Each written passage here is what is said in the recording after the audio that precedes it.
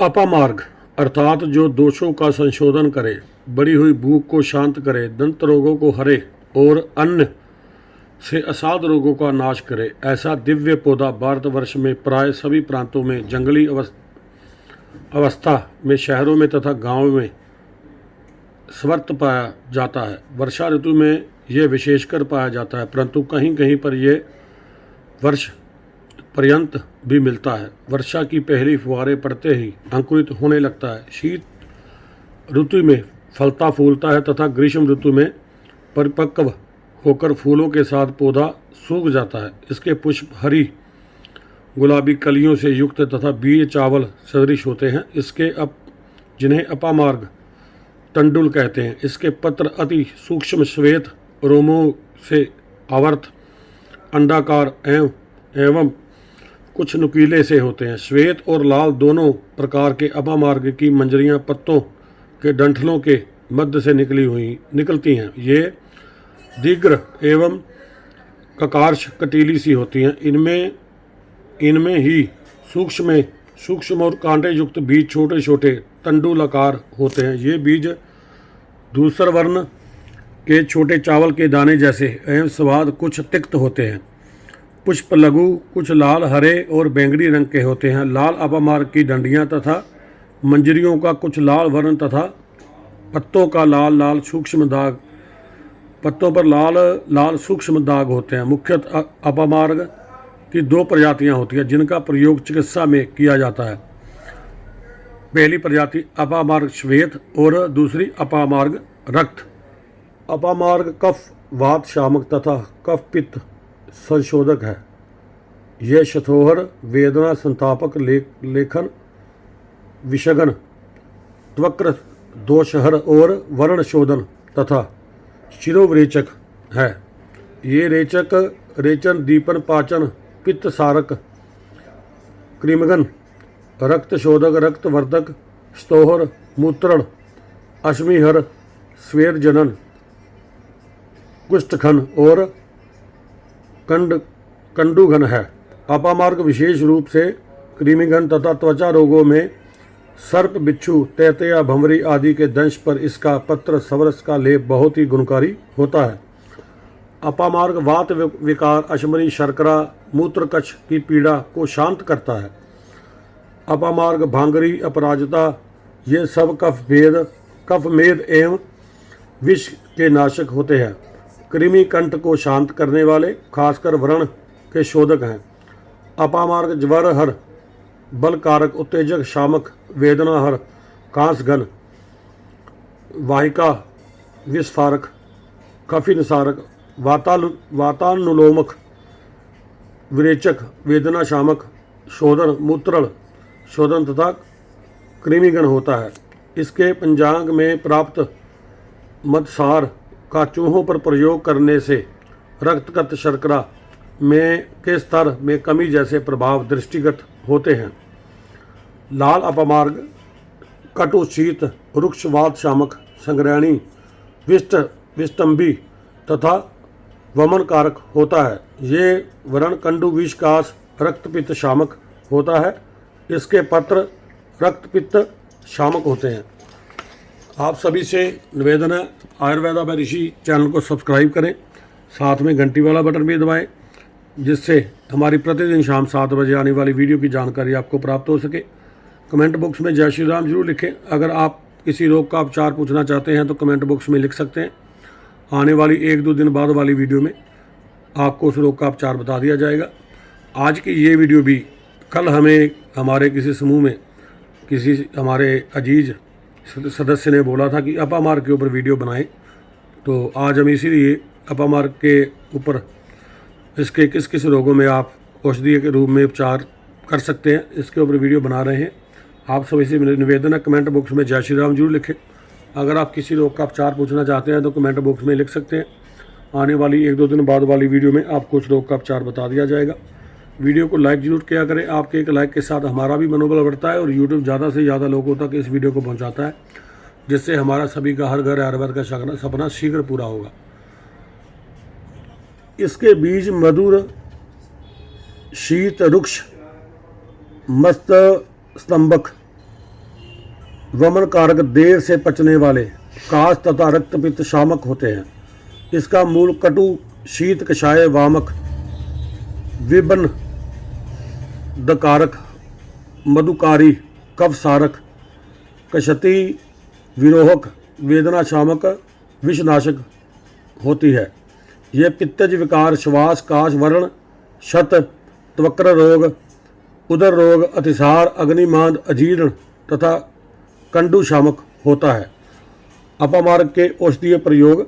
अपामार्ग के बीजों के चूर्ण को सूंघने मात्र से आधी सीसी आधे सर दर्द में आराम मिलता है। इसके चूर्ण को सूंघने से मस्तक के अंदर जमा हुई कफ पतला होकर नाक के जरिए बाहर निकल जाता है। 2 ग्राम अपामार्ग मूल चूर्ण में 2 चम्मच मधु मिलाकर 2 बूंद आंखों में डालने से नेत्र विकारों में लाभ प्राप्त होता है। नेत्रा विषयंत, नेत्र शोथ, नेत्र कंडू, नेत्र स्राव, नेत्र की लालिमा, फूली रतौंधी आदि विकारों में अपामार्ग की स्वच्छ मूल को साफ तांबे के बर्तन में थोड़ा सा सेंधा नमक मिले हुए दही के पानी के साथ घिसकर अंजन के रूप में लगाने से बहुत ही लाभ प्राप्त होता है। अपामार्ग की साफ धोई हुई जड़ का रस निकालकर उसमें बराबर मात्रा में तिल का तेल मिलाकर आग पे पका लें। जब तेल मात्र शेष रह जाए तब छानकर शीशी में रख लें। इसका तेल गर्म करके हर रोज़ 2-3 बूंद कान में डालने से कान का बहरापन व कर्णयूष दूर होता है। अपामार्ग क्षार का घोल तथा अपामार्ग पत्र कलक में 4 गुना तेल मिलाकर तेल पाक कर प्राप्त तेल से कर्ण पूरण करने से कर्नाद एवं बादियार का निवारण होता है। तिल तेल और अपामार्ग तेल को 2 से 3 बूंद की मात्रा में कानों में डालने से कर्णनाद आदि कर्ण विकारों में लाभ होता है। अपामार्ग के 2 से 3 पत्रों से प्राप्त सवरस में रुई को डुबोकर फोया बनाकर दांतों में लगाने से दांतों के दर्द में लाभ पहुंचता है। अपामार्ग की ताज़ी जड़ से प्रतिदिन दातुन करने से दांत मोती की तरह चमकने लगते हैं। दंतशूल का हिलना, मसूड़ों की कमजोरी तथा मुंह की दुर्गंध आदि दूर हो जाती है। इसके पत्रों का कवाथ बनाकर गरारा करने से मुख बाक में बहुत ही लाभ प्राप्त होता है। अपामार्ग की जड़ में बलगमी, खांसी और दमे का नाश करने का चमत्कारी गुण है। इसके 8 से 10 पत्तों को हुक्के में रखकर पीने से श्वास में लाभ होता है। लगभग 125 मिलीग्राम अपामार्ग क्षार में मधु मिलाकर सुबह शाम चाटने से बच्चों की श्वास नली तथा वक्ष स्थल पर संचित कफ दूर होकर बाल कास दूर होता है। खांसी बार बार परेशान करती हो, कफ निकलने में कष्ट हो, कफ गाढ़ा व लेसदार हो या इस अवस्था में या निमोनिया अवस्था में 125 से 250 मिलीग्राम अपामार्ग क्षार व 125 से 250 मिलीग्राम शर्करा दोनों को 30 मिली गर्म जल में मिलाकर सुबह शाम सेवन करने से 7 दिन में ही लाभ प्राप्त हो जाता है। 6 मिली अपामार्ग मूल चूर्ण व 7 काली मिर्च चूर्ण दोनों को बराबर मिलाकर सुबह शाम ताजे जल के साथ सेवन करने से खांसी में लाभ प्राप्त होता है। पंजांग की बसम बनाकर 500 मिलीग्राम बसम में शहद मिलाकर सेवन करने से कुकर खांसी में लाभ प्राप्त होता है। 2 से 3 ग्राम अपामार्ग मूल चूर्ण को दिन में 2 से 3 बार शीतल जल के साथ सेवन करने से तुरंत ही विसूचिका नष्ट होती है। अपामार्ग के 4 से 5 पत्तों का रस निकालकर थोड़ा जल व मिश्री मिलाकर देने से विसूचिका में अच्छा लाभ प्राप्त कर सकते हैं। 20 ग्राम अपामार्ग पंचांग को लेकर 400 मिली पानी में पकाएं। जब चौथा हिस्सा शेष रह जाए तो 500 मिलीग्राम नशादर चूर्ण तथा 1 ग्राम काली मिर्च का चूर्ण मिलाकर दिन में 3 बार सेवन करने से उदरशूल में बहुत ही आपको लाभ प्राप्त होगा। बसमक रोग जिसमें बहुत ही भूख लगती है में खाया हुआ अन्न भस्म हो जाता है परंतु शरीर कृश ही बनता रहता है, उसमें अपामार्ग के बीजों का चूर्ण 3 ग्राम दिन में 2 बार लगभग 1 सप्ताह तक सेवन करने से निश्चित रूप से बसमक रोग में लाभ प्राप्त होता है। अपामार्ग के 5 से 10 ग्राम बीजों को पीसकर खीर बनाकर खिला देने से बसमक रोग मिट जाता है। ये प्रयोग अधिक से अधिक 3 बार करने से रोग ठीक हो जाता है। इसके 5 से 10 ग्राम बीजों को खाने से भी अधिक भूख लगनी बंद हो जाती है। अपामार्ग के बीजों को कूट छान कर महीन चूर्ण करें तथा बराबर मात्रा में मिश्री मिलाकर 3 से 6 ग्राम सुबह शाम जल के साथ प्रयोग करें। इससे भी भस्मक रोग ठीक हो जाता है तथा अर्श में भी लाभ होता है। 2 ग्राम मूल चूर्ण शहद में मिलाकर सेवन करने से उदर शूल का शमन होता है। 5 से 10 मिली पंचांग सवरस का सेवन करने से अजीर्ण में लाभ प्राप्त होता है। अपामार्ग की 6 पत्तियां तथा 5 नग काली मिर्च को जल के साथ पीसकर छानकर प्राप्त सेवन करने से अर्श में लाभ हो जाता है और इसमें बहने वाला रक्त भी रुक जाता है।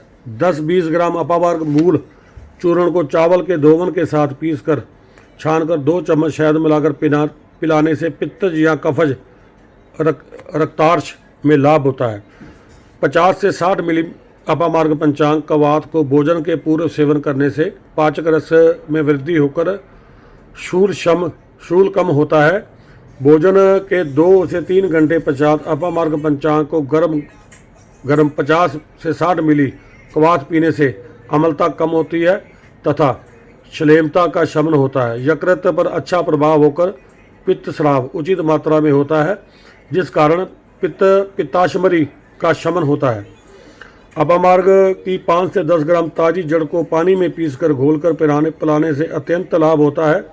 ये औषधि बस्ती की पथरी को टुकड़े टुकड़े कर निकालने में वक्षशूल के लिए यह प्रधान औषधि है।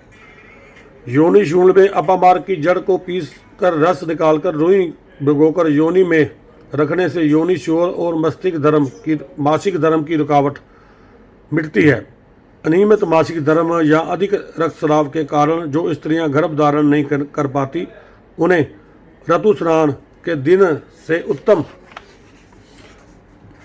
भूमि में उत्पन्न हुई दिव्य बूटी के 10 पत्र या इसकी 10 ग्राम जड़ को गाय के 125 मिली गाय के दूध के साथ पीसकर छानकर 4 दिन सुबह दोपहर शाम पिलाने से स्त्री गर्भ धारण कर लेती है। ये प्रयोग यदि एक बार में सफल ना हो तो अधिक से अधिक 3 बार आप कर सकते हैं। इससे ज़्यादा कृपया ना करें या अपने आयुर्वेद चिकित्सक से पूछ कर ही करें। अपामार्ग के लगभग 10 ग्राम ताजे पत्र एवं 5 ग्राम हरी दूब दोनों को पीसकर 60 मिली जल में मिलाकर छान लें तथा गाय के दूध में 20 मिली या इच्छा अनुसार मिश्री मिलाकर सुबह काल 7 दिन तक पिलाने से अत्यंत लाभ होता है। ये प्रयोग रोग ठीक होने तक नियमित करें। निश्चित रूप से रक्त प्रदर ठीक हो जाता है। यदि गर्भाशय में गांठ की वजह से रक्तस्राव हो तो इससे गांठें भी घुल जाती हैं। पाठा, कलिहारी, अरुसा, अपामार्ग इनमें से किसी एक औषधि की जड़ को नाभि, बस्ती प्रदेश तथा बग प्रदेश पर लेप करने से प्रसव सुखपूर्वक होता है। प्रसव पीड़ा प्रारंभ होने से पूर्व अपामार्ग की जड़ को एक धागे में बांधकर कमर पर बांधने से प्रसव सुखपूर्वक होता है, परंतु प्रसव होते ही उसे तुरंत हटा देना चाहिए। अपामार्ग सवरस से सिर का अभिषेक करने से रक्त प्रदर में शीघ्र लाभ हो जाता है। अपामार्ग मूल, कोमल पत्र एवं शाखाओं से बनाए कल्क को आसान प्रसवा स्त्री तथा योनि में लेप करने से सुखपूर्वक प्रसव होता है। अपामार्ग पत्र कल्क का योनि पे लेप करने से योनि शूल का शीघ्र शमन होता है। अपामार्ग और पुनर्नवा मूल को जल में घिसकर योनि पे लेप करने से प्रसव जन्य शूल का शमन होता है। अपामार्ग पत्र का लेप करने से रक्त प्रदर दूर होता है।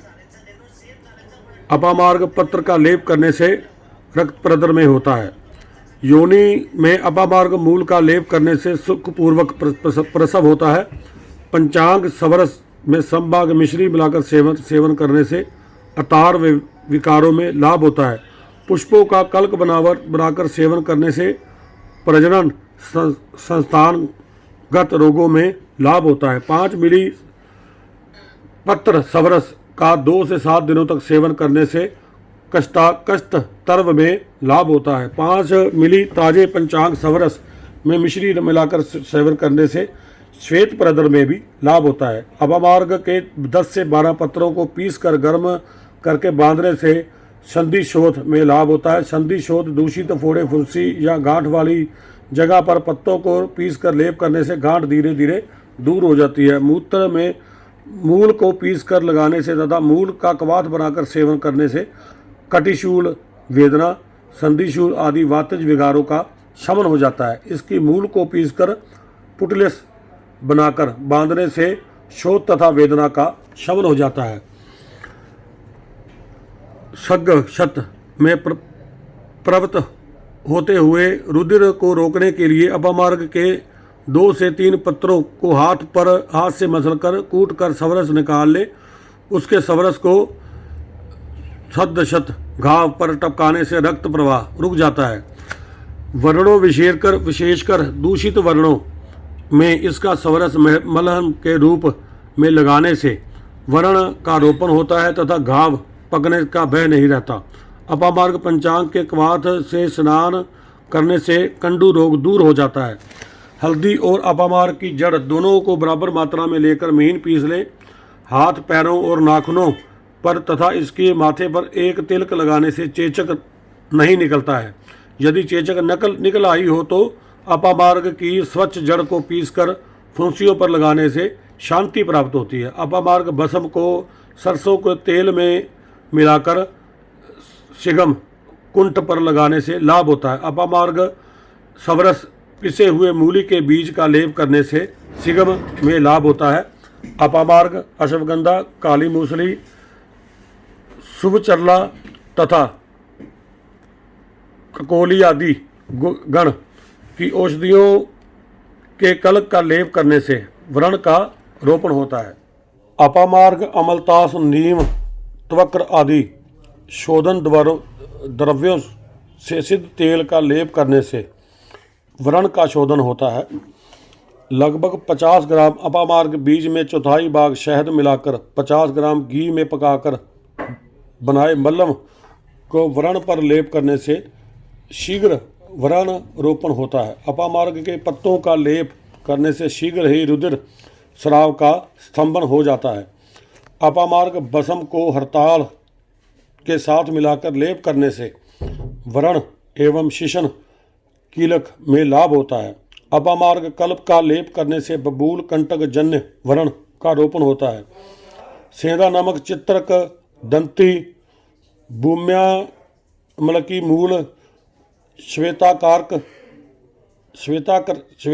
अपामार्ग बीज कलक तथा गोमूत्र से सिद्ध तेल के लेप से नारी व्रण का शीघ्र रोपण होता है। व्रण में पाटन के उपरांत अपामार्ग फल चूर्ण युक्त तिल कलक का लेप करना प्रशस्त है। अपामार्ग मूल तथा जड़ से सिद्ध तिल तेल से शस्त्रजन्य शत का स्वेदन करने से पीड़ा का शमन होता है। इसकी मूल का कवाथ बनाकर वर्णों को धोने से वर्णों का शोधन होता है तथा रोपण होता है।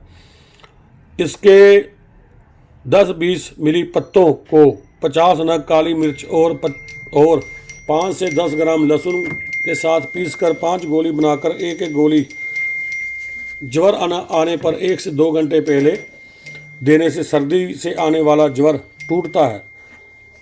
तेतैया, बिच्छू तथा अन्य जहरीले कीड़ों के दंश स्थान पर पत्थर सवरस लगा देने से जहर उतर जाता है तथा बाद में 8 से 10 पत्तों को पीसकर लुगदी बांध देते हैं। इससे व्रण दूषित नहीं हो पाता। लाल अपामार्ग के पंचांग कवाथ 10 से 30 मिली का सेवन करने से अजीर्ण में लाभ प्राप्त होता है। 10 से 20 मिली लाल अपामार्ग मूल कवाथ का सेवन करने से परवाहिका में लाभ होता है। 1 से 2 ग्राम कांड तथा पत्र चूर्ण का सेवन करने से विबंध में लाभ होता है। पंचांग चूर्ण का कवाथ का सेवन करने से विसूचिका में लाभ होता है। लाल अपामार्ग के पत्तर से निर्मित 10 से 20 मिली फांट में शर्करा मिलाकर सेवन करने से मूत्रकश का शमन होता है। पत्तर से निर्मित कलक का लेप करने से प्रमेय पिंड का शमन हो जाता है। दंश संस्थान को रक्त अपामार्ग पत्र कवाथ से प्रक्षालन करने से दंश जन्य विषाक्त प्रभावों का उपशमन होता है। इसका पत्र, मूल तथा पंचांग की मात्रा इस प्रकार है। इसका सवरस 10 से 20 मिलीग्राम लेना चाहिए। इसके मूल का चूर्ण 3 से 6 ग्राम लेना चाहिए और बीज 3 ग्राम और इसकी क्षार आधे ग्राम से 2 ग्राम तक आयुर्वेद चिकित्सक की देख रेख में ही इसका सेवन करना चाहिए। आप सभी से हाथ जोड़कर निवेदन है, हम बहुत ही मेहनत करके आयुर्वेद के ग्रंथों से और अपने अनुभूत योग आपके साथ शेयर करते हैं। कृपया चैनल को सब्सक्राइब करें, साथ में घंटी वाला बटन भी दबाएं, जिससे हमारी प्रतिदिन शाम 7 बजे आने वाली वीडियो की जानकारी आपको प्राप्त हो सके। कमेंट बॉक्स में जय श्री राम जरूर लिखें। अगर आप किसी रोग का उपचार पूछना चाहते हैं तो कमेंट बॉक्स में लिख सकते हैं। आने वाली 1-2 दिन बाद वाली वीडियो में आपको उस रोग का उपचार बता दिया जाएगा। ये वीडियो भी हमें कल किसी हमारे ग्रुप के सदस्य ने वीडियो बनाने के लिए बोला था। अब हमारे के ऊपर अलग अलग रोगों के ऊपर अलग अलग औषधियों के साथ वीडियो बनाएं, तो वीडियो बनाई है। आप सभी से निवेदन है कि कृपया चैनल को सब्सक्राइब करें, साथ में घंटी वाला बटन भी दबाएं, जिससे हमारी प्रतिदिन शाम 7 बजे आने वाली वीडियो की जानकारी आपको प्राप्त हो सके। वीडियो को जन कल्याण हेतु, आयुर्वेद को हर घर पहुंचाने हेतु ज़्यादा से ज़्यादा लोगों तक शेयर किया करें, साथ में लाइक किया करें। आपके एक लाइक के साथ वीडियो को गति मिलती है, जिससे हमारा सभी का हर घर आयुर्वेद का सपना शीघ्र पूरा होगा। इसी के साथ कल शाम 7 बजे तक के लिए आपसे विदा लेता हूँ। सभी को नमस्कार, सत श्री अकाल, जय श्री राम।